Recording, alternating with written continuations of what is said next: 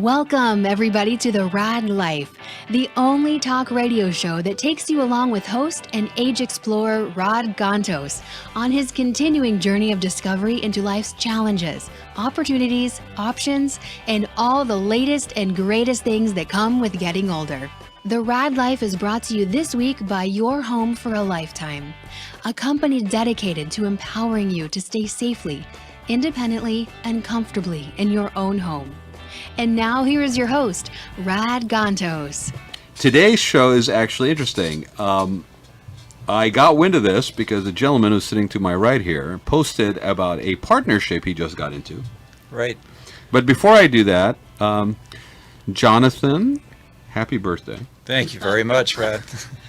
It's a pleasure. Thank He's sweet 16 and never been kissed. You got it. Bring him on. Bring him on. This is a family show, Paul. Okay, how many times do I have to tell you that? Right? You're from the Middle East. Men kiss each other there, Wow. Cheap, Dang, 5 minutes in the show and ethnic insensitivity has raised its ugly head. Trying to say, Just because I don't lean over and give you a kiss and a hug, Paul, that doesn't mean you have to feel unloved. I love you. I love you. Why do we have a full studio today? Because I couldn't tell the story on my own. And I needed all the help I could get. And I figured first degree, first source, Yes. primary source. You got it. Right? See, some of the stuff from liberal arts college stuck with me, primary source and referencing. But I don't know if this is pretty fresh story, right? I mean, this is this year. Yeah, this is only 5 months ago that the original incident happened.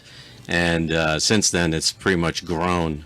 Not diminished in any way whatsoever. Okay, so let's not give it away. Just did it involve men kissing each other on the cheek? No, probably not. No, not that I saw. No, I think it involved. That was erased from the tape. Yeah. There's no footage to prove that was. We cannot confirm or deny that was part of the story. By the time the script is written, who knows? Maybe it will find its way. It was a politically correct robbery. It's a politically correct robbery.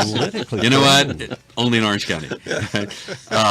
And so for those who are eager to find out what the heck we're talking about, I want to start off by just having my guests actually introduce themselves.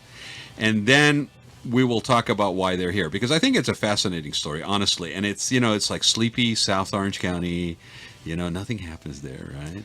Well, they don't want you to know. Well, what's fascinating about this, Brian, too, is there happens to be another historically significant similar incident. I'm not going to say what it is, right? That happened years ago, like in the 70s, I believe. And it wasn't that far away. I don't know if you know what I'm talking about. I'm not sure. Okay, I'm trying to figure that out. Do you know what I'm talking about, Jonathan? I know that story. You know that story, too, right? The old theater. There was similar, a very similar. It was a bank, actually. In that case. The bank was in the same building. Exactly right, and it was politically motivated. Yeah.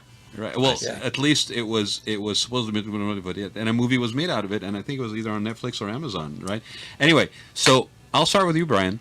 Okay, let's do it. It's nice to have you guys, by the way. Appreciate that. Looking forward to this. And thank you for having us on. Pleasure. Getting the word out is very important. People lighting up Twitter saying, "What the heck is this all about?" Well, it's about quite a bit. I'm not sure if this story ever happened exactly the same way, but for someone to own two jewelry stores for 34 years and 32 years, respectively, in the same locations. Where are they? One in Mission Viejo for 34 and one in Laguna Niguel for 32. Right. It's definitely part of the community.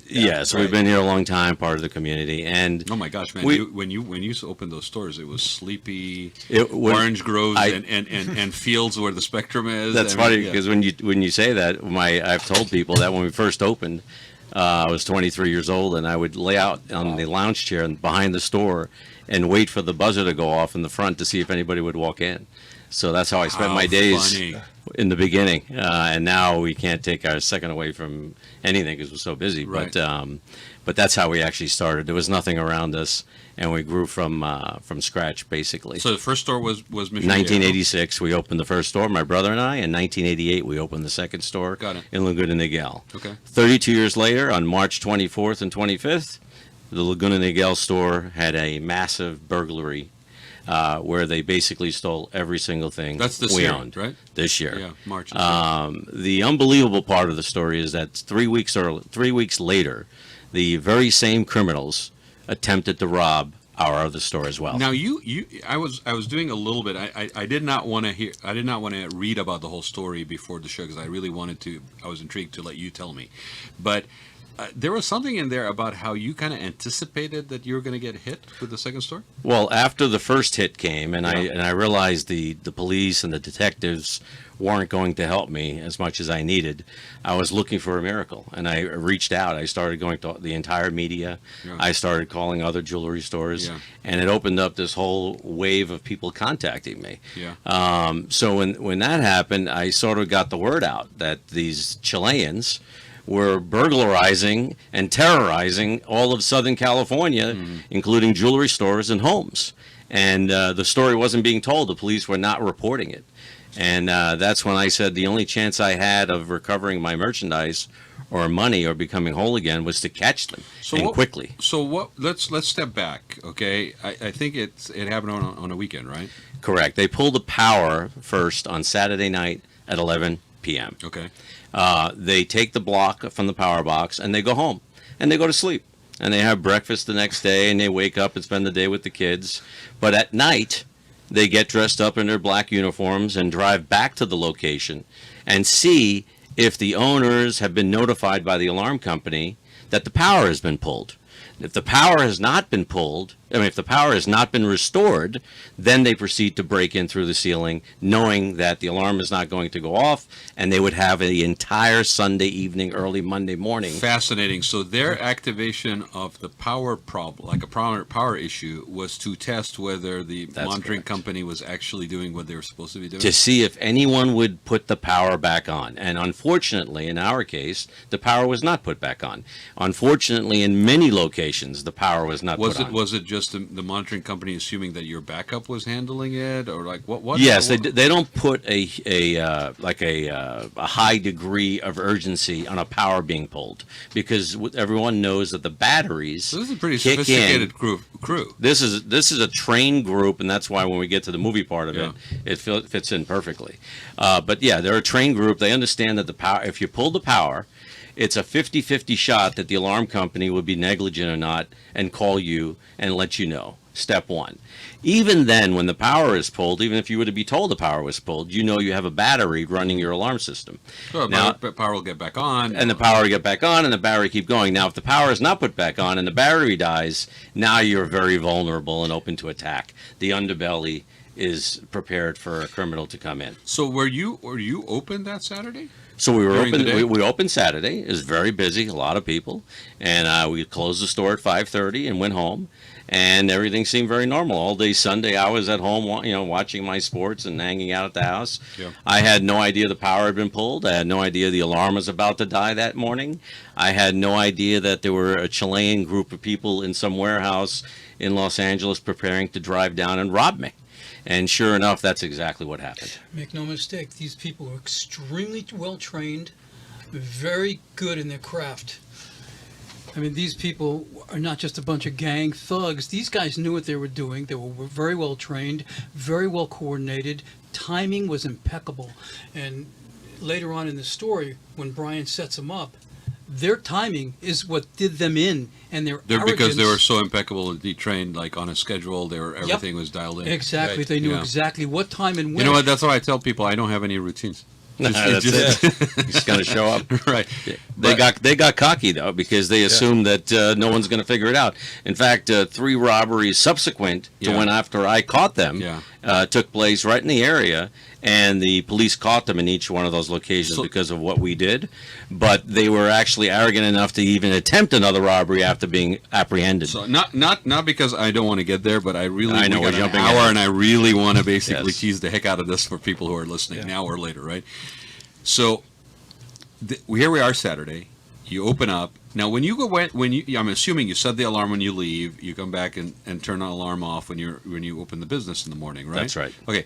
Nothing triggered for you that there was anything wrong, any issues, anything like that? On Saturday when we closed, no. No, Because- Saturday. So on Monday morning, Yes. we arrived back to work to open up the store at about 9 a.m. But they pulled electrical on Friday or Saturday? No, Saturday night they Oh, pulled the I see, power, I knowing see. we're closed on Sunday. I see. So it didn't matter because Sunday you were not going to be in there. We're not going to be Okay, in there. I'm with you. Yeah. And all they're waiting for on Sunday is to see if anyone is going to react to the power being pulled, restore power so the battery doesn't kick in. You didn't get any calls, nothing. You were at home. You have no idea. They Yeah. pulled it after you left business and closed up on Saturday. At 11 o'clock, At because 11 we have a video showing the car arrive, 2 cars, 3 Chileans get out of their car, and you could see them walking over toward the electric box that's located behind the shopping center. And then as soon as they are at that location pulling the power out, my video stops. And that's where you can see that's where they pulled the power. So I actually captured that. And we do have that as evidence. Okay, so you don't have any indication of anything. You go in Monday morning, normal. You're going to open up for business, and So on Monday morning, my assistant got there before I did, about 15 minutes prior. And I'm in the car driving to work, and I get a phone call. And she tells me, Brian, I think we've been robbed. The door is open, the back door, something's going on. I'm afraid to go back into the store. I don't know what's in there. And I said, Liliana, just go in there. There's not going to be anybody in there now. Just go in there, and please just tell me the customer's jewelry is still there. That's all I cared about when I heard that we were robbed. I said, just tell me the this customer's is stuff is customer there. jewelry that's like what, for repair, for what? For all those reasons. Yeah. We have many things left on consignment to Yeah. be sold, Yeah. and we have many items that are left to Got be it. fixed. And we have a very high clientele, so very expensive things. And that was my main thing I was focused on, because everything else we can get around. Customers, hundreds of them, their jewelry in envelopes, that would be a disaster. Well, and personal. There's a personal layer to that jewelry. It's not like Very it's just personal. product. It's Yeah. emotional to Yeah, them. yeah. It's Heirlooms. at my response. I felt responsible, so I also felt guilty that I allowed it to happen in essence in some way. It's So a that normal all bothered reaction. me. It's Yes. a normal reaction. You're part of the community. You've been there for 30-some years. I mean, these were not just customers. They were people that you knew. You had relationships with these people. So That yeah, was the I part totally- because I didn't have control Totally get it. over fixing that. Yeah, no, I Brian, totally get it. Part of the reason this story was written, the reason the story was written the way it was your commitment to your customers and your clientele. And part of the story that Jonathan was good enough to write the way he did was what you did, how you did it, and I'm not going to give away any of the plot other than this. There are so few people in the world who really give a damn about anyone or anything other than their own life. Well, see, I give a damn about you enough, Jesse, that I want to ask you to move forward a little bit in your chair so that you're. Oh, there you go. There We you fixed go. it. Paul Oh, took care of it. I'm here? All right. Yeah, Yes. you were. We could hear you, but we couldn't see you on camera. So yeah, I totally get that. I mean, again, and especially in that part of the county. I mean, it's a small community, It's about my integrity. and it's Yeah. about Everybody yeah, knows yeah. each other. So Everybody knows each other. You're right, Jesse. Yeah. So it's also very difficult to replace people's personal jewelry. This is almost impossible. I could replace my own and Right. my bank account and my showcases, but to replace people's jewelry is just an impossible And task. where was this all in the safe? It was all in the safe. So basically, she tells me. So she basically responded when I begged her to go back in, and she goes back in. She's very flustered, and she says, I'm sure "Brian." she was scared. I mean, She was scared. Yeah. She says, "Brian, it's gone. It's all gone." And I'm sure, I know what the answer to this is, but go ahead and share with people what kind of safe did you have in there? I mean, it was not just a small. No, it's actually a Pinochet safe, a very high-end safe that's been around a long time. It served us very well over the years. No one's ever broken into it before. It has 2 steel plates with a 6-inch concrete block between it. It takes approximately 6 hours to cut through it. So, and I guess the thieves know that. So if you come at I mean, 11, a heavy door. I mean, just well, they actually went through the side wall. right. They didn't go through the door. And exactly, and they used power tools because remember, there's no power in the store. They There's brought no their own electric generator? So they brought their own batteries or generators. I don't know, but they did bring their own power tools that didn't need electricity to cut through the safe. So they opened up they cut the safe with a massive hole, and then went in there and took every single thing out of it. A second safe I have that's much smaller. They actually dragged that out the back door and dragged it across the parking lot and loaded into their car. And then take care of that later. Correct. Yeah. And so they got everything, basically. And then they also rummaged through the entire store and just destroyed everything in my drawers and everywhere else. So they just cleaned you out, basically. They took every single thing you could possibly imagine that had any value whatsoever. And they had the whole day to do it. They had the entire night to do it. So when it originally happened, I wasn't sure when they came. Did they come Sunday afternoon? Did they come Sunday morning? No, they came Sunday night. Also, they even got their weekend in. That's then, right. Yeah. They returned Sunday night at approximately 11 o'clock Right. at night when everyone is gone. Yeah. And they spend the evening in the store taking everything. And by the time daylight comes, they're out and back home again. And Sunday morning, nobody's around anyway. It's a shopping center, and so it's pretty much deserted. So they could have walked out. Now, I don't know, but they could have walked anywhere. Nobody would have seen them. Yeah, yeah. And you had mentioned that they came down from L.A.? Yeah, the presumption So is it's Los Angeles. Sunday is where night, they're no located. traffic heading north on the freeway. Yeah, there's no. There's like, hey, yeah, we're not going to hit any kind of issues, likelihood. It's gonna These just be empty. these people had everything dialed in. They knew exactly how to take it all down and how to open it, how to take it with them, how to not get caught, how to get home, and how to be safe. So you- and So you get to the store. You're seeing this for yourself. What do you do next? You contact the authorities, I'm guessing. I contacted my brother Yeah. first of all, so he could come down. The authorities were already contacted, so Okay. they were already there when I got on the Okay. scene. I think we all kind of got there at the same time. Okay. And basically, when I looked inside the store, and it looked like a bomb had gone off. They had sprayed the entire store with fire extinguisher fluid, which I guess is a way of covering up fingerprints. Mm-hmm. So that's a professional thing that these thieves do. So that happened as well, but that was minor, obviously, compared to the rest of it. And then we just started to look around and say, okay, what are we going to do now? And I'm thinking we have to catch these people. I'm thinking this is not about insurance claims and recovering my money or anything like this. This is now about catching these people and getting the jewelry back from my customers. Right. You're motivated by that personal connection with your customers and saying, That is my it. integrity, my. I got to interrupt for 1 second, though. How in the world does an average business owner possibly catch professional crooks? Any crook, much Well- less a professional team, obviously, Well, who ju- knew what they were doing. Well, just like you're doing now with this show, I reached out to the media. I wanted to make it a public spectacle because I was talking to the police and the sheriff's department, and what they want to do is they want to shut it down.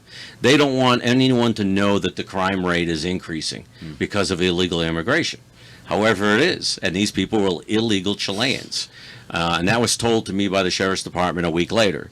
But my main focus was to make this a public spectacle, to get the word out there. And sure enough, when I did go public, I started getting calls from other jewelry stores telling me about their stories. 13 stores had been robbed prior to mine in Southern California, utilizing the exact same methods. And then other stores that had failed cases were calling me. And then other people calling me to tell me how their story went down and how the police handled it, how the insurance company handled it. So I started to put the pieces together and understanding what I was going to go through. And I figured out that there was going to be no way that I was going to receive any help besides what I was going to do myself. And so the media created that spectacle, and then I got people contacting me. And what were some of the things that were shared with you, Brian? I mean, people well, that I'll had give been you- dealing with it more longer. Well, that the insurance company wasn't going to pay as easily as you think. Lloyds of London is our insurance company, and people were telling me they had Lloyds, and they're not going to pay Brian. We've been waiting months, and I was thinking to myself, well, that's not really going to happen with us. This is an open and shut thing. This is going to be really easy. Of course we're going to get paid, but that's what they were telling me. And what possible reasons would they be? I show my own bias here. I always wonder if insurance companies find ways, any claim. I mean, they're there to obviously minimize claims. But they're not in the business of actually honoring claims. They're in the business of basically getting premiums, and then they were there. But I mean, it's so much harder. I mean, anybody, even with a car wreck, anything, it's Yeah. always harder. Than you it think, seems, right. to do that. So something of this massive nature. It's about stalling. Yeah. It's about not paying you on time.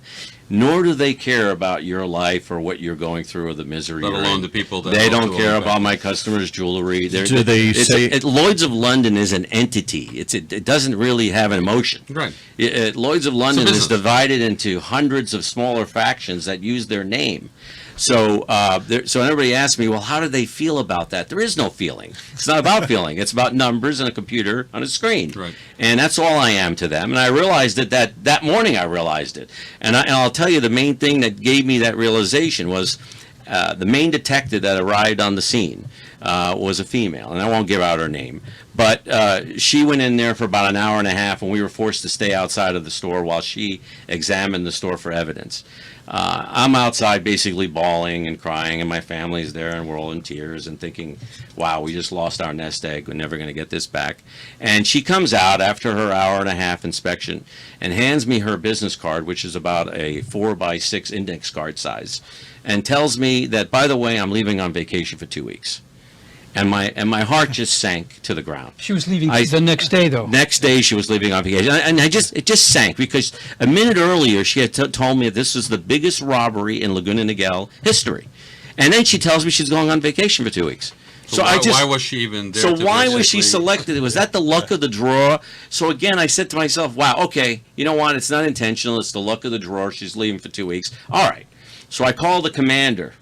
And I spoke to the commander, and I said, look, Who's going to be in charge You, of this? you send me someone that's going on vacation for 2 weeks.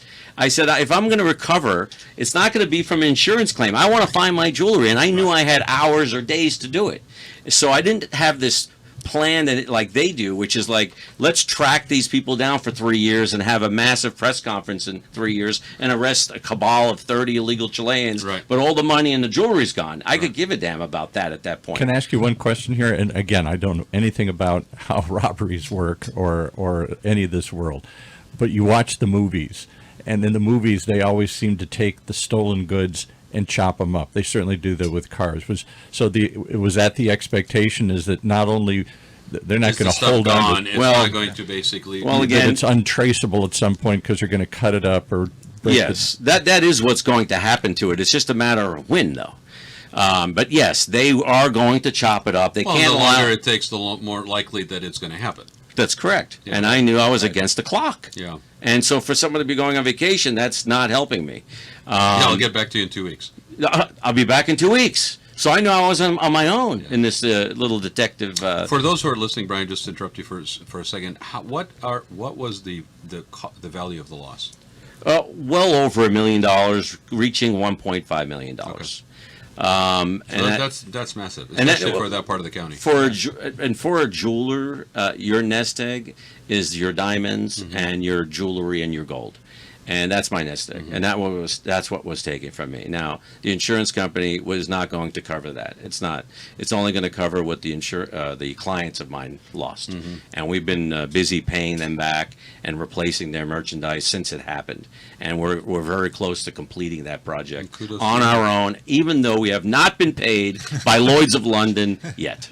So you're absolutely working to pay them back out of your own pocket because Absolutely, Lloyds yeah. of London, quote, an insurance company is not paying you back what they've been paid, all their premiums, and boy, God forbid, you should be on time. You should be late on your. Yeah, you want to know if somebody cares about you? Try missing an installment payment. You'll find out how quickly. And how long has this been? What was the time frame? It was March 25th that we realized we were robbed. That was. And that how long Monday have you been morning. with Lloyds of London? Lloyds of London is now 7 years. Come towards me. Just, Okay, there I'm you sorry. go. You're okay. Just So just Lloyd- get Bring the mic mic, close. Lloyds of London, you've been with for 7 years, paid your premiums on time, every month. When it comes time for them to pay up what they were supposed to pay up, they're on vacation all of a sudden. That's right. And you can imagine when you lose twice as much as you're insured for, that the negligence on their part is exponential. Because I was not getting back all my money anyway. So Right. the fact that I was not even given what You weren't was, even given half of your money. the fact that I couldn't even get that made the problem much worse for me. And then the police department, you couldn't get police reports That's right. from the Laguna Niguel Police Department. Still, I don't Which- have the police report. Still don't have police reports. No. Well, let's talk about the police report you got from Mission Viejo. Which is So- part of making a claim. So, you can't get police reports. so you can't get. I mean, there's for whatever reason, you're victimized by the bureaucracy, the system, their own internal desire of how to handle things.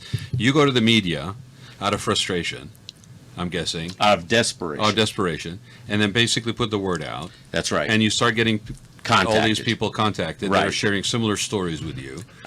That's right. And I'm realizing that there's a pattern. Yeah. And I'm realizing there is a possibility that something can happen, a miracle that I can get to these people.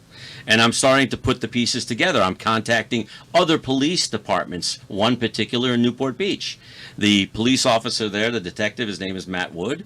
He was very aggressive with a robbery that had taken place in Newport Beach of one of the jewelry stores that's in his jurisdiction. Yeah. And so he and I had a conversation, and we compared videos, which showed the same black SUV arriving to pull out the power, just like at my store, at that store. So we were comparing notes, and we started to talk to each other, and I started to make contacts throughout Southern California with people that had a similar situation, because I was looking for any type of clue. Now, is that how I caught them 3 weeks later? No, I'm curious about how you figured out that they would hit your store. Okay, well, I didn't figure out that they would hit the store. I knew that it was possible that they would hit the Got store. What happened there is, so if you want to fast forward Well, and now, in fact, as good a heist and a load that they got out of you for one location, the assumption of that would your second location would be similar. and we don't know yet because I wasn't given that chance to speak to them, but we don't know yet if it was randomly selected the second time or knowingly, because the sign on the outside just says jewelry. The name Nuggets and Carats, our name, is very long, so it doesn't reach on the facade. So we put jewelry out there. So I can't swear So it could that be- it they could have knew. been a random situation. It could have been random because they had gotten 13 other ones, one every week. Yeah. They were working every weekend, these people. And the police didn't let anybody know. Not only that, they were robbing every other house.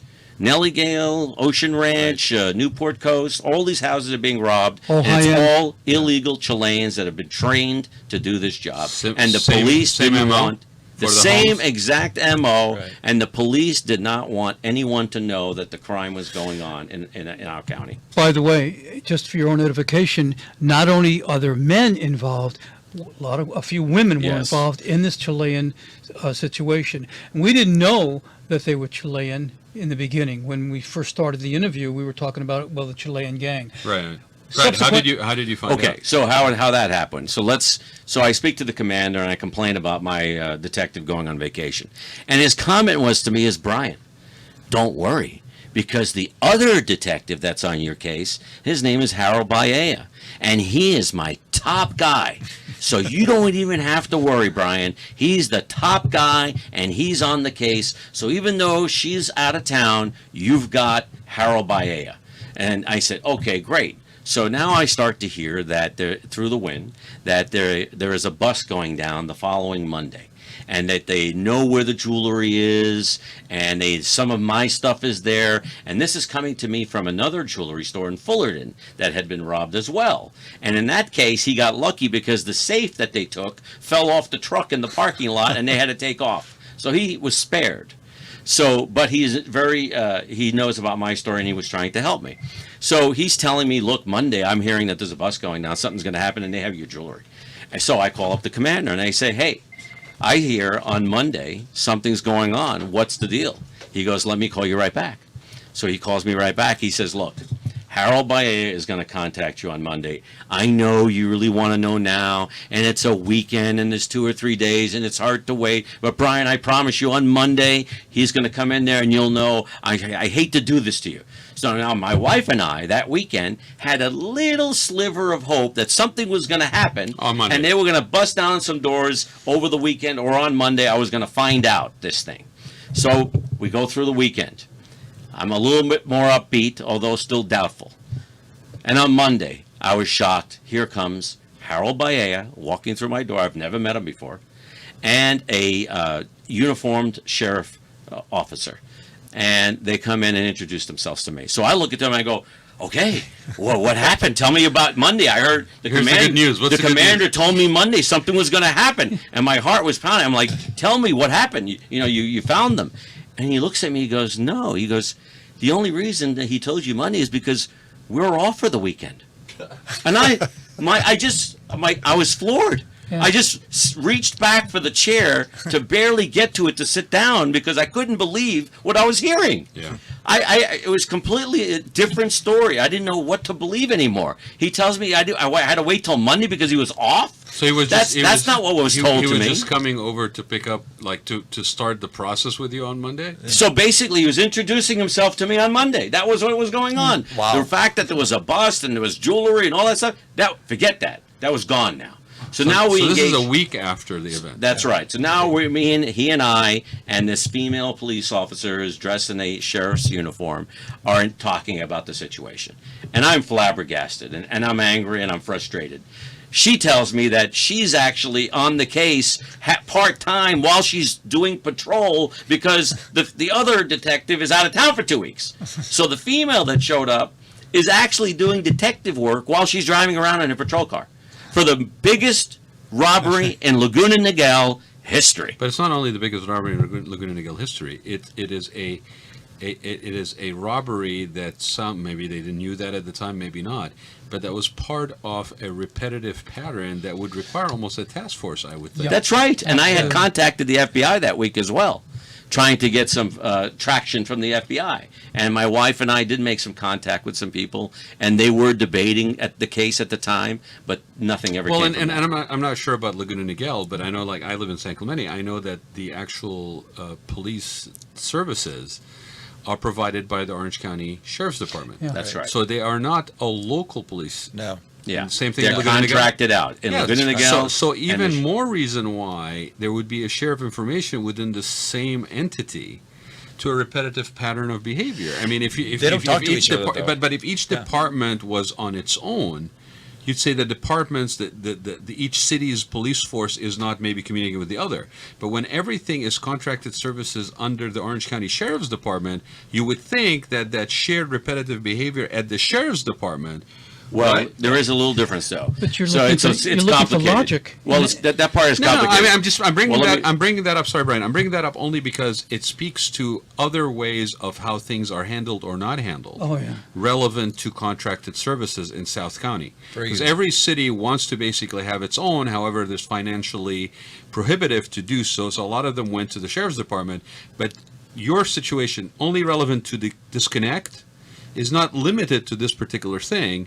When it comes to South Orange County. No, this is a communication problem. Yeah. Yeah. But I will say, in terms of the way it works, Laguna Niguel and Mission Viejo have their own entity of sheriff's departments that is contracted from the Orange County Sheriff Department. So there is a wall of separation. It's a slightly larger circle. for certain cities. Yeah. But they don't share information. No, and Mission Viejo and Laguna Niguel, and I was told, and I'm skipping ahead, but I was told that Mission Viejo and Laguna Niguel do not talk to each other. Mm-hmm. So I had to be the communicator between both jurisdictions. Yeah. Because they don't communicate. Mission Viejo is not going to call Laguna Niguel, and Laguna Niguel is not going to call Mission Viejo. Okay? So that's how ridiculous it is. It's all about covering up the reality that we live in. So time is flying here, and I know you're passionate about this, understandably. We figured out the system is flawed, from the insurance to the police. Right. So to and, everything. you're getting information from everybody that Right. that calls So you. how that do now. you become So- Columbo and Okay. figure this Clark? Well, okay, so I needed a miracle, and the miracle was they tried to rob me again at the other store. Okay. All right. That you now, thought there's a likelihood that it could happen. It could not happen. exactly when. I didn't know anything that it would. right. It But could. you're aware of it. I'm and you're- aware that in the back of my mind it could happen. Right. It's probably a long shot, but it might. Right. 3 weeks later, sure enough, it did. They arrived at our other location exactly at 11 o'clock again. We have a video of the same black SUV that Ralph's took, the supermarket next door, with their camera, showing a car arrive, 2 guys get out, they open up the electric box, pull out the power block, get back in their car, and drive home again. Same car. Same MO, same car. Right. And we have that video. Okay. So now, my brother gets called this time by the alarm company saying your power has been pulled. This time he gets the call, 3:30 in the morning. At 5 o'clock, he goes there with the police, and they look at the electric box, and the power block has been removed. And they're like, okay, this, and again, even now at this point, no one has any critical thinking. No one, including the police yet again. And that's why no one told me before my robbery. So they get there, the power's been pulled, they write up a little police report saying, okay, power pulled, obviously they've stopped the robbery. That's what they're thinking. The robbery is not going to happen, and we got lucky because the next door unit had a power block that wasn't being used, so the police took that one out and plugged it into my brother's unit, and he had his power restored, and that was the end. And my brother went home, and the police left. Now I'm at home at 7 o'clock in the morning, and I'm with my wife Sunday morning, and I said to her, you know what? I really want to go over there. I just got to look at the scene. I want to see the scene. And I drove to the scene, and this is when it happened to me. And this is when it came across like a miracle. I saw the nail salon women that work at the salon outside exercising in the back parking lot. It was 7 o'clock in the morning, and there was all these people there, and I said to myself, wait a second. They're not robbing us now. They're not going to rob us Sunday morning when all these people are here. They're not going to rob us Sunday afternoon like Jesse was talking about. They're not going to rob us Sunday evening. Because you didn't really have any idea when the robbery happened at that point. Exactly. Okay. We had a wrong idea because the other police told us something different because they were wrong. But needless to say, I figured it out. I said, they're coming back tonight. When everyone is gone, they're going to come back tonight and check if the power has been pulled. So what I'm going to do right now is pull that power block back out and set them a honey trap. And I just went crazy. My whole body just started it was filled goosebumps everywhere. So I pulled the power back out, and I raced home, and I started telling my wife, and I said, I want the sheriff's phone number. I'm calling the sheriff directly right now. I don't want to talk to any detectives. I don't want to talk to any people. I want Sheriff Barnes. So I find this phone number, and I dial it at 7:30, 8 o'clock in the morning. The sergeant tells me he cannot allow me to speak to the sheriff because of the process. I had to speak to him. I said, okay, here's the deal, Sergeant. We're going to be robbed tonight by a Chilean gang. They're going to show up probably between 9 and 11 o'clock at night. They're going to be driving a black SUV. They're going to cut a hole in the ceiling. They're going to drop down, and they're going to cut holes in my safe and rob us. And we're going to catch them because I'm going to pull the power back out, make them think that it's not on, and stake out the store. And I need your help in this as we do this. And he started listening to me. And then I tell him, I need a detective, a patrol officer, to meet me at Ralph's so we can view the video that shows the black SUV pulling out the power. Mm-hmm. So I raced, he agrees. I raced to the shopping center. I meet my brother there. We're outside of the Ralph's. The manager is refusing to show us the video unless the police is there. The patrol woman drives up. She won't even get out of her car.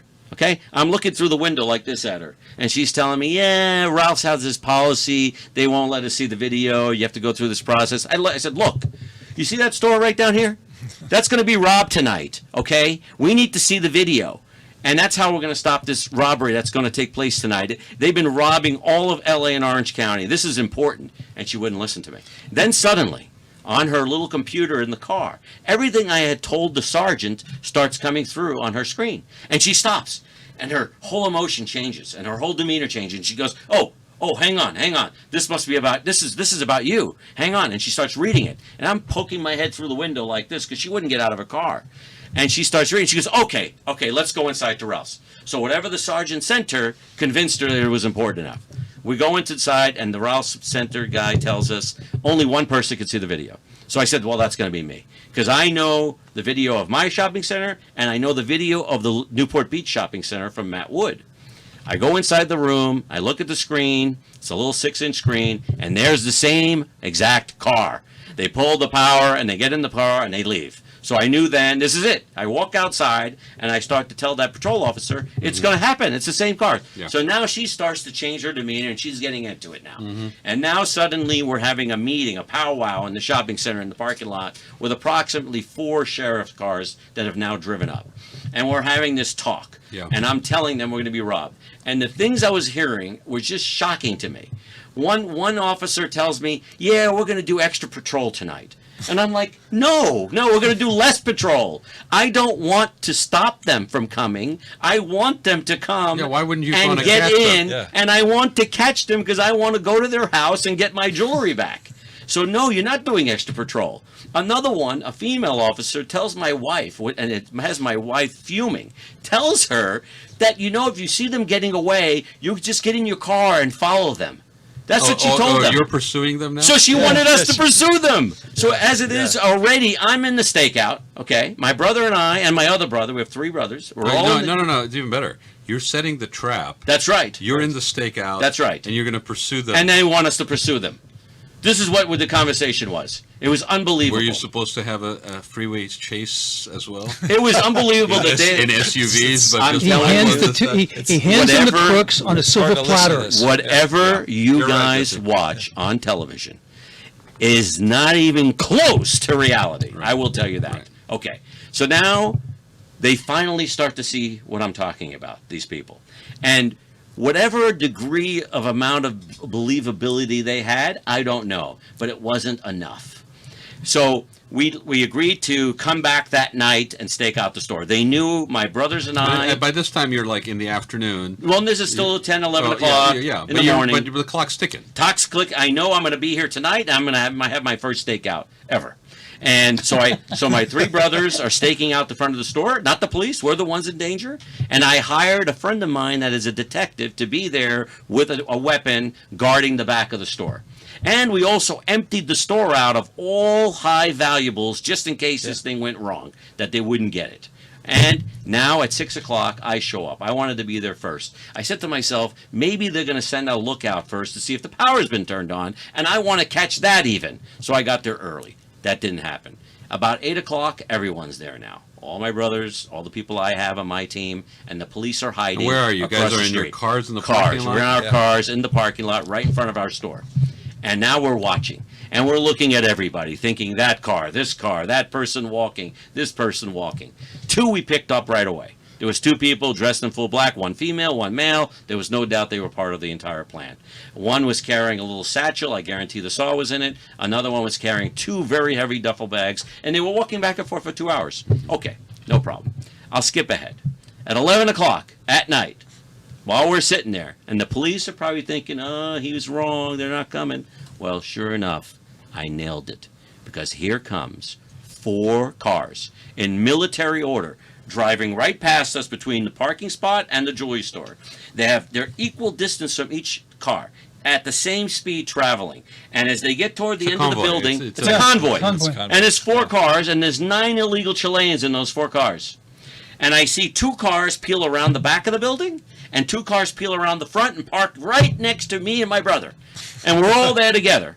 And the 2 cars go around the back. And we're all on the phone, by the way, with my tell detective. him how close your brother was to the guy, because your brother had to lay down in the car so he wouldn't see him. My brother was laying flat, hiding in his car, and the car that pulls around the front parks perpendicular to him with their light shining through his car into the jewelry store to see if they could see anything. And my brother is hiding in that car. And he's on the phone screaming, and the police are like, oh, my God, you got to get out of there, blah, blah, blah, blah, blah. So we're in danger right now. Right. The 2 cars go around the back. They do a lap. They go around and go around the back again. That's where they drop off the guy that gets onto the roof that's going to do the cutting very shortly to go through the ceiling. Then they come back around the front and park with the other 2 cars. So now there's 4 cars, 9 Chileans are in those cars, 1 is on the roof that's getting ready to start cutting, and me and my brother are parked right next to them. And we're thinking to ourselves, holy cow, what are we going to do now? And the police are saying, you guys got to get out of there now. So we start thinking. So they tell my brother, look, you got to get out of there. So he drives off. So were the police just on the phone with you? Or the police were on the phone. No, the police phone? were hiding across the street. They had clear We were the ones in danger. We were the ones in danger. Did they try to get you to not be in that parking lot? No. The police told us, when you hear the sawing of the roof and the hole being cut, you tell us to come in. Because now you have a break-in. That's right. They told us, wait till that moment to hear the cutting. But there was no discussion or any instructions or suggestions from the police as you, a citizen that is not basically anything other than a business owner, that basically you should not put yourself in this clear danger. 0. Yeah. Nothing. I put myself in danger. My brothers put themselves in danger. You know what I'm saying? Like we were telling you what you're about to do. And, nothing. And instinctively, nothing. I would say, hey, listen, Brian, Exactly. maybe you shouldn't do this. The Maybe opposite. like across the street, like if you're gonna do, but it could go wrong, and your life's in. You would think, but it was the opposite. Well, he had called for undercover police. Okay, remember? so and, yes. and they're not working on the weekend. So I said in that powwow in the morning, I said, "Undercover police. Do you have any undercover police?" And they tell me they don't work on the weekend. Then they tell me, call your Laguna Niguel detective. Jonathan, I'm really starting to see this thing formulating. Oh, no, the movie, I'm telling you, it's going to be a 4-hour movie. Right. So listen to this, because we did skip ahead. I'm going to go back to the point that Jonathan So we just got about mentioned. 10 minutes. We got to get to the punchline here. We might need to go a little over. Okay, so we can go over here. I'm fine. You're fine. Keep going, Brian. So they tell me to call Laguna Niguel detective myself and tell them we need extra support at my stakeout because they don't talk to each other. Oh, you got to call the police I got to department. do it. Yes. So I go home. Hello, I'm Brian. That's right. You don't know me, but I need to call for That's a right. backup. Brian, And tell them about the the real helicopter. detective's on vacation. Tell them about the helicopter. Okay, so I call Detective Harold Baea, and I leave him a voicemail. And I email him 3 times. Harold, I'm desperate. We're going to be robbed at Mission Viejo. They're telling me to contact you. I need extra support. We're doing a stakeout. I'm setting up a trap. Nothing. No response from Harold Baea. 3 emails. Now, I'll just skip ahead. That following week, after the whole thing was blown apart, I asked the commander, Matt McDaniel. I said, hey, Matt, how come Harold Baea, your lead detective, you told me was your top guy, didn't respond to my email? You know what he tells me? He tells me because he quit that week and he no longer worked in that division. And nobody told us. So the top guy Yes. that was sitting in place of the one on vacation was no longer there. And you didn't have anybody else assigned. That was it. And no one told me. So my emails and my voicemails went to thin air. Yeah. So I never got a response. So it was just me and my family and these police officers in the background at the stakeout 3 weeks later. Okay, so it's 11 o'clock. Whatever. So it's 11 o'clock. These Yeah. cars show up. Now they're parked in the front. Now we have to drive off. We drive off and find our way around. I go behind the building. I get out of my car. I walk up to the wall, and the building happens to be lower. So I'm at a Wait, higher... you wait till everybody unloads out of their cars before No, you drive off? no, I mean, you're no. you're right next to their cars. No, I'm with them in the cars, Okay. and we're staring at each other. Okay. They're looking at me. I'm looking at them. I made contact with, I'm sure who the leader. He Yeah. looked like a movie star, this guy. He was right behind my car. He looked like David Beckham. I looked at him and I went, wow, this guy is the leader. He's not climbing on any roof. He's not cutting any safe. That's the guy that sits out in front and waits to see what happens Yeah. and drives off Yeah. when they get caught, if Yeah. they get caught. Yeah. So I saw him, and I saw another guy get out of the car and get into another car. I watched the whole thing. And they're aware that you're there.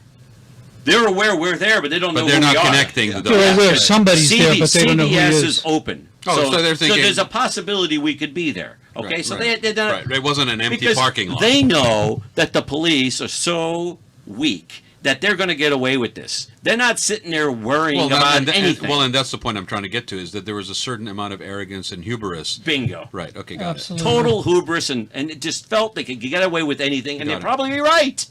So I drove around the back. I go up to the fence. It's the middle of the night. It's dead silent. I'm on the street corner by myself, and I'm looking at the building roof, and I hear the cutting. A handsaw cutting into the roof of my building. Then I hear this pipe banging, and then I hear the sawing. And when I heard the third round of sawing, I had the police on the phone with me that told me to tell them to come in, and I said, that's it. They're cutting the hole. Come on in. Now, at that point, I had told them, no sirens. Do not block all the entrances. Block all the exits. We had already That's told them right, there were right. 4 cars. Right, We already right. told them all these things. The first thing I hear when I tell them to come in Sirens. is the sirens. Sirens. It's the sirens. From across the street. And then the sawing on the roof stops, right? And I'm sitting there listening to sirens, and I'm thinking to myself, wow, okay, what's happening now? And I turn to my right, and on Marguerite Parkway, in the dead of night, there goes the same black SUV. What a coincidence, driving right past me with 2 patrol officers after it. So I'm thinking to myself, we got him. We got him. You're taking off from the scene. There's a hole on the roof. It's game over. Now I'm starting to stare at the building, looking for the guy on the roof to come down the stairs. He doesn't come down. We all aggregate behind the store. Now the police have 5 guys in that car pulled over, and I'm being told they're being arrested, and now we're hunting for the guy in the building. The 3 other cars, Nobody blocked the entrances, and they are driven off. Tell them about the person who we think. Remember, the woman came down wearing, quote, a uniform at 2 o'clock in the morning? So now we're watching the building, trying to get to the guy that's in the building, because he's cut a hole through the roof. Right. Who I still think is the And he's woman. gone into the building like a rat. Well, while we're watching the building, the back door of an adjacent unit opens up. It's 2 o'clock, 3 o'clock in the morning. And some person dressed in like a costume that looked like a maid's outfit opens up the door, kind of fiddles around, and I see the main sergeant that's staring at the roof for about an hour, and I walk up to him. I said, "Who is that? Go over and talk to that person. Who is that?" And he says, back up. And I'm like, "Aren't you going to go talk to that person?" And then the person goes back into that unit and closes the door. Never seen And it. he never flinched. He never went and questioned them. How about the danger that person was in? There's someone in the building. Right. They're Chilean gang. They've been robbing houses all over the country, basically. This is a major How event. did you know that they were Chilean? Because when Harold Baella came to my store, Yeah. he disclosed it to me. He told me, "We know this is a Chilean gang." Okay. So you could see that they knew there's a Chilean gang striking all over Southern California, and yet I never knew that prior to my robbery. So that's how you But they knew right, it. Okay. How come no one was notified? No insurance companies notified, no police departments, nothing. So now we're hunting for the guy on the roof. Yeah. Until 6 o'clock in the morning. And one quick thing here: every time you bang on the thing, it sends shockwaves up the microphone. I know you wound up here. It's just, yeah. I'll try to stay a little calm, but No, it's okay. Just don't bang on the table. Yeah, six- Although I don't mind it. I mean, it just adds intensity 6 to the months, show, I'm so. still not over right. it. It's gonna be Soundtrack. 6 His years. beard was black when we So- got here. So 6 o'clock in the morning. 6 o'clock in the morning now, we're hunting for this guy on the roof. And watching the police again in action, I hate to diminish what the police are, but when I watched them do an attempt to try to find this guy in the building was pathetic. It was nothing short of pathetic. And I didn't care, though, because I said to myself, well, we got 5. They're at jail. We're going to get a warrant tomorrow. Well, how the hell does a guy in a building get away when Because last time you saw him was on a roof? It wasn't a guy. It was that woman wearing the uniform. we don't know. Let her No, walk but out. that How does he individual, get whoever away? it is, was on the roof, cut a hole. You've got people on both sides of the space, right? It's negligence. They had no Again. strategy None. to contain That's the right. shopping center. That's right. And they said they were going to do that. They had no So strategy. what am I missing? The police weren't there's ready. no partitions between the spaces, right? There's walls between the Yeah. spaces. He dropped Yeah. into the unit next to my jewelry store, and then they waited an hour and a half to try to figure out how to break open the front door. And that unit was an empty unit. All it had was a real estate lock on it. So my detective friend is telling them, smash the door, smash the lock. You want me to go get a sledgehammer? I'll break it open. And finally, one of the sheriffs gets to his car, takes a cutter, cuts the real estate lock off, takes a sledgehammer and smashes the lock open and takes the key out. But we waited an hour and a half for that. So they open the front door and the that's the police same go unit, in. and that's the same unit that person in the maid outfit Had dropped in. And now the police go in. I see what you're saying, The Jesse. police go in with their arm, and what they realize is that the rat had cut another hole in the wall and gone into the unit next to that. That's why I think it was the So woman, because because they she was waited an small hour and a enough to half, do it. they Yeah, gave she this got guy out. so much time. He's got his tools. Got away. He went into the next unit. Yeah. So now everyone scoots down and now is standing in front of this next unit, debating how they're going to open that door. And now it's 6 o'clock in the morning, and I'm looking around at everybody, and I know we've got 5 at jail because they told me they arrested them. And I'm like, you know what? I'm going to go home now. So I told the police, I said, well, you try to figure out where this guy is. I'm going to go home. I mean, I've got 5. We're good to go. Okay. Right? So I go home and I tell my wife, and she says, I want to go see. So she gets in the car, drives back down to see the scene. I drive by the black car that's still on the side of the road and that's been searched. It's all open, and the 5 guys have been taken away. And I see the car there, and I'm thinking to myself, this game is over. Why do I have a feeling that this story is not over? Well, because the ending sucks, Okay. which is why we need a movie. Okay, go ahead. All right. So the next day, so I literally had an hour. Don't bang the table, though. You're banging the table. An hour or two asleep. I get to my office. I go to work, and the phone rings at about 11 a.m. and it's the police, and they tell me they released the 5 illegal Chileans. Tell them why. They were driving with no IDs and a rent-a-car, and they released them. They said they didn't have cause to hold them because they never found the guy on the roof, and they couldn't figure out how to connect them. Total BS. I just got the police report from Mission Viejo. In that car was a 15-foot rope with 1-foot ties going down, and it happens to be a coincidence. The ceiling to the floor is 15 feet. Mm-hmm. They had a crowbar, they had a saw, and they had other tools and gloves that matched the glove that was found on the roof. They had everything they needed to hold them over to get a 24-hour warrant to go to their house and see if they found my jewelry. Right. And they let them go for the wrong reasons. I called Detective Wood in Newport Beach because he was the one guy I counted on. Yeah. And he starts yelling on the phone. They should never have released them. That's in my city. That would have never happened. They had total cause to hold those people, and that's a complete mistake on their part. And later on, I found out that the entire event was botched. The people that pulled over the car botched it. The people that set up the event botched it. They didn't take me seriously enough. They blew it. If someone comes and tells you they're going to be robbed, you better hope they're wrong, or you better hope you're prepared. Well, and Instead, say nothing I about got the neither one of them. bodily risk that you were in danger, basically by being not discouraged from participating in this. Not one iota of discouragement. I was the man with my brothers on the front line. We were in total cool. He's handling danger. it. He's cool. He's handling it. So, So what happened? We'll just Now, hang out. You believe that? Let's And go they- to the and- next round here. They let him go. Did you get your jewelry back? How does the story end So here? now we never go to their house. We never get a warrant. They went home. They probably served them breakfast in the morning, and then they released them.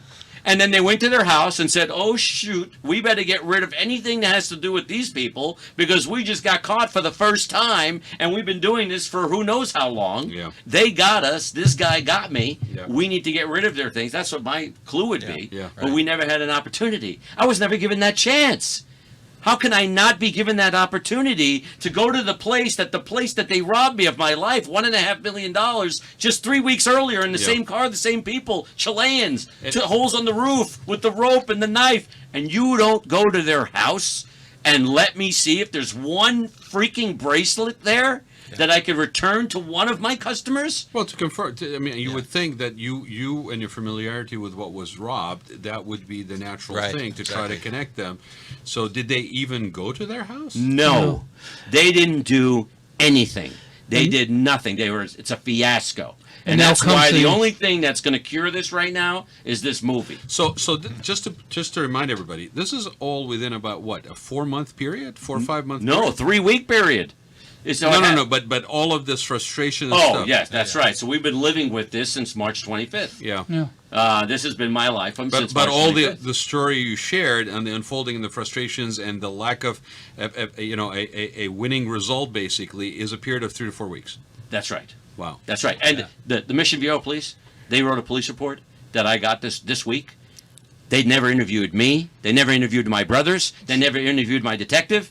How can you write a police report without interviewing the main people that told you at 8 o'clock in the morning it was going to happen? Why were you even there? I told the police. I said, the only reason you were there at 11 o'clock at night was because I told you they were coming. Right. How much more evidence do you need? Right. Am I a psychic? Because it's either that I'm psychic or it actually happened. So what did they say? I'm lost. They just They say didn't say anything. No crime, they no put harm, their no foul. They put their tail between the legs and they got out of town. The mayor of Mission Viejo came to see me, okay, trying to cover their butts. And he told me, he said, Brian, they botched it. They blew the deal. That's what happened. Okay. So my one miracle was taken away from me by the police department. And you've still not been restitutions from the insurance company. No. You're dealing with all this stuff. So okay, so I want to just shift gears for a second. So how the heck do the three of you guys get together? Okay. And what was the motivation? I mean, I'm getting a little bit of what the motivation is to basically turn this into a movie, but how did you guys get together? Okay, so I felt immediately like it was a movie already, just to myself. Just I don't by- know by- anybody by in the what movie you business. went through. I didn't think I knew anyone in the Right. movie business, but Jesse James happens to be a person that has connections and has done that type of work. So he comes into my store and he hears what happened because I've known Jesse for 30 years. Wow. So he comes to see me and he hears the story. And he agreed. He immediately says the same thing. He goes, Brian, this is a movie. Yeah. We have to connect this. Now his very good friend is Jonathan Jenkins. So he contacts Jonathan. Jonathan understands it immediately. It clicks. This is an unbelievable story. It's never happened before. This is a movie. Right. When we talk about the Latino family and my family coming together and how they let them go. So the movie is there to be made. And now Jonathan took the duty upon himself to write a treatment. So I came in and heard this story, came back the next week and put it all on camera, 2 cameras. Yeah. Because I be able to write anything, I had to be able to pull out all this information you just heard. And there's even far just more. like we were doing kind of today. There's but- far more detail. Yeah. It goes deep. And I just knew, I've written, up to that point, 11 screenplays, and I just knew that this story had traction. But what it needed was an ending. Yeah. It needed a clear antagonist and, all the things that you have in a film. Yeah, Radd, that's what we're looking for. What's the ending here of this? Well, Because they got away and they're still robbing? Don't give away the ending. No, I can do Don't give it away. But are they out there still robbing? No. Well, there's the Brian and his brothers. Finally get through a bunch of interesting twists in the story. Yeah. Get their own sting at the end, and get their stuff back. And So you bust you these have guys. gotten your stuff back? Is that what you're saying? Well, No. What Jonathan is talking about is weaving the tale of the fictional part into the real life story that took place got it. in my part. This is So to make the Hollywood movie. We but have to Right. we have to weave a tale of what happened to connect the dots and make a full circle movie. But you, as that's of what- now, have not. The police have just said sorry. Nothing. No Here's crime. No your foul. report. Whatever. Here's a report that says we couldn't hold them, and they're still out at large, and for all we know, still robbing.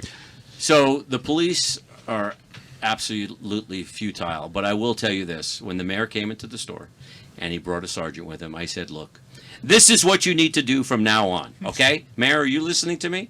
I said, "You need to contact the police, all the departments, and you need to contact jewelry stores and tell them that if their power is pulled, to not put it back on, to leave it out, and to set up a trap the way I did so we can catch these criminals." So that's actually what they did. They went out and they created a little task force. They started contacting jewelry stores and letting them know what to do. 3 subsequent attempted robberies in the area were broken up by using our method.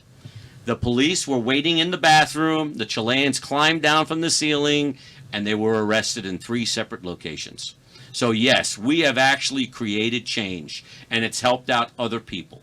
Not helped out me. I haven't received the trophy yet. I'm still waiting for my trophy. And you haven't I haven't gotten- received the letter from the mayor or a medal of honor. I haven't received anything. And did you get any of your jewelry back? No, I have not received my jewelry. Never will I ever again. And no insurance either, because Lloyds of London is taking their sweet time, and because Lloyds of London is not owned by whom you think owns Lloyds of London. And once you understand that, you'll understand the whole concept of insurance companies.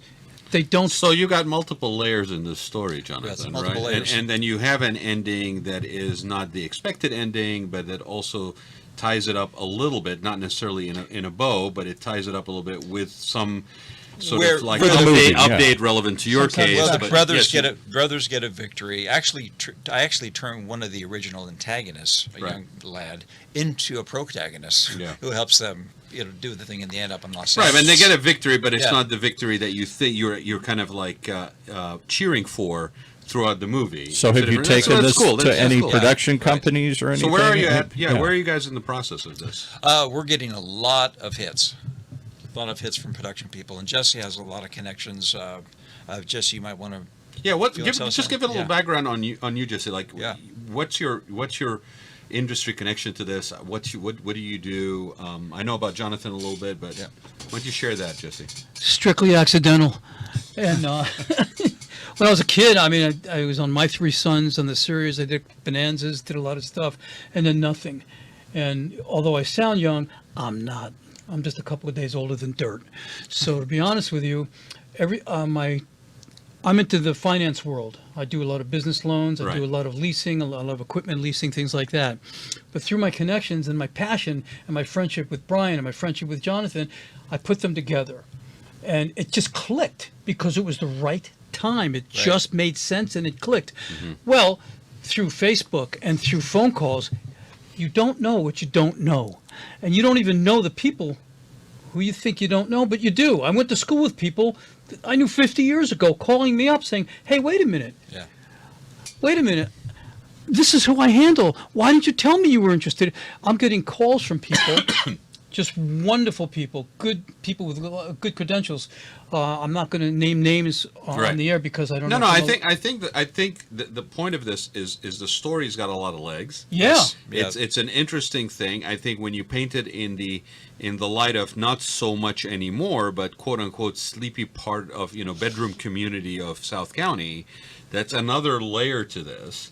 Because if this was happening like in an urban setting, it's not that it would be expected, but it would have a different flavor.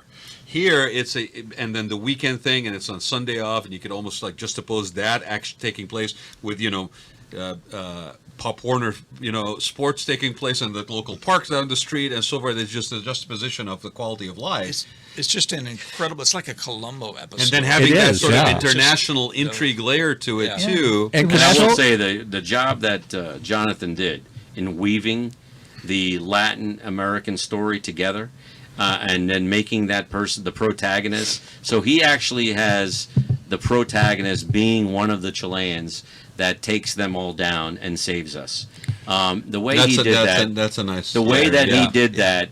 I thought was fantastic, and really, I think we'll do a good job for us. So, can I ask you one other question, and then I think we got to wrap up here. What have you learned anything more about this gang since they've been arrested? Have they been arraigned? Have they been taken to court yet? Or is there any more details about who they are? Because this sounds like a very well organized effort. This isn't just a couple of... It's a national organization. There's a magazine called National Jeweler, which goes all over the country. And they did 2 stories on me in that magazine. So jewelry stores all over the country heard the story. Yesterday, I had a salesperson in my store, and he travels all over the country, and from Arkansas. And he tells me, I was in an Arkansas jewelry store, and they told me that they had their power pulled last week, and that they knew to call the police and to not put the power back in because they had heard of my story in the National Jeweler magazine. So you could see that it's a large cabal of people. They're coming in illegal because Chile has a special visa program available to it from our government that allows these people to come in. And they were released, in my opinion, because of the sanctuary state laws that we have in this state and many others. So when they were released, you would think they'd be released to the Special Division of Border Patrol. And how do I know about that division? Because a few weeks ago, I was visited by these 2 gentlemen, totally undercover. You would never know these 2 people were wearing badges. And they walked in and they said, we'd like to speak to Brian Hassine, please. And I looked at them, I said, well, I'm Brian Hassine. And they pull out these badges. They go, we want to talk to you right now. So I walked outside with them, and I was befounded. I couldn't believe what was going on. And they tell me that they heard my story, that I was on the John and Ken show, and they heard the story, and that they want to know exactly who released them, because the people that released them should have released them into their custody. Right. And so I gave them a list of the names of the detectives and patrol people that released them, and they were fuming that they weren't released to their custody, and that just happened. So you could see that there's a disjointed effort going on. Well, there's a cover-up as well. There's almost and I think it's not something that is current only. I think this speaks to that disconnect and not lack of communication across disciplines and authorities and jurisdictions, which you hear about all the time, relevant to traffic, relevant to all kinds of things. And you wonder what that is all about. Is it about influence and control and territorial sense of like, this is my territory, jurisdiction I take very seriously. This is my jurisdiction. Who's going to claim it, kind of thing.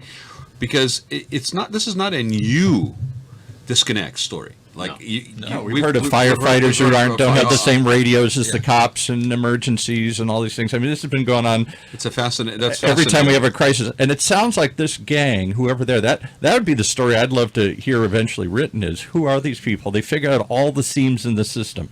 They figured out that in sleepy suburban areas like Orange County, the police probably aren't prepared to handle these kinds of large-scale robberies. They don't have processes in place. They don't train for these things. They don't happen very often. They don't have coordination between different divisions. They don't know what to do in these situations. And that's how this film starts. We actually start in Chile, where the gang is being trained. Okay? Yeah, but you got to remember these guys. And how they get into the country is they have a 90-day visa, which was set up after 9/11, the 9/11 Commission, where you could go for a vacation or a business trip without all the. You just go punch your stuff into a machine, and you just get on an airplane. You get a 90-day visa, and you can jump. Once you get that, you can jump to about 9 other countries within that 90 days. So this is in Britain. This is in Canada. This is a big operation. It's very well trained in Chile. They're being guided all young and kids. helped, not only financially, but they're being guided educational-wise. They're being trained. If you don't think that people are being paid off, right? You don't think that people are going to be now with Brian's situation? You don't think people were paid off and here's part of this jewelry, here's this and this. This is huge. This isn't just 9 people who came over from Chile. Oh, let's just rob jewelry stores. This is a well-trained organization. Yeah. My question was, they had no ID. They had no driver's license. They had nothing. How did they rent the cars? Okay. How did they get there? All right, I do want to wrap this up only because we're running out of time here, and I really want to just ask. So, how do people find out more about this? Where are you are you in the process? Do you have a script? Are you looking for financing? Do you have that crowdfunding to raise do it or anything? No, we have the treatments completed. Okay. And so and I've already written a much longer treatment. So the script is pretty much outlined. Okay. So we'll be looking for seed money to write the script. Okay. And we're all getting connections from very important people that can package this together. So that when you get into films, you just don't know how everything is going to just sometimes, because it's different. But yeah, this would is exactly you do a crowdfunding campaign? Well, hold on a second, Paul. How do people find out? Because that's not really relevant here. It's like, how do people find out if they are interested to find out more and be involved in whatever the next steps are for you? How do people find out? How do they reach out and connect with you guys? They can contact me and my production company. Okay, so let's give that information. Yeah, 949. It's performanceproductionservices.com, and the phone number is 949-842-9351. Slower. 949. 842-9351. And what about an email? Jonathan at performanceproductionservices.com. Okay. You got it. All right, that's terrific, guys. Yeah, I can't wait to see what happens next on this. Honestly, it's exciting. And thank you so much for Invite being us here. to the premiere. There's no way that I would have been able to tell the story on my own.